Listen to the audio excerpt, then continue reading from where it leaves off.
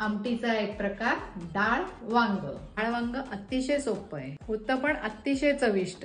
धुतलेली तुरीची डाळ, थोडस तेल, हळद, हिंग, चिरलेल्या वांग्याच्या फोडी, 3 शिट्ट्या करून डाळ शिजवून घ्यायची आहे।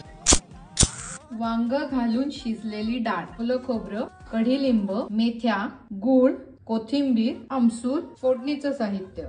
डाळ घोटून घेते त्यामुळे मिळून येईल। सर्वप्रथम मेथ्या, मोहरी, हिंग, हळद, कढीलिंब, वरण, थोडंसं पाणी, लाल तिखट, गोडा मसाला, गूळ, आमसूल, मीठ, ओलं खोबरं। आता उकळून द्यायची आहे। बघा असं खळाखळा उकळते आणि छान रंगही आलाय। स्वादासाठी भरपूर कोथिंबीर। सोपं आणि टेस्टी डाळ वांग तयार आहे। एन्जॉय।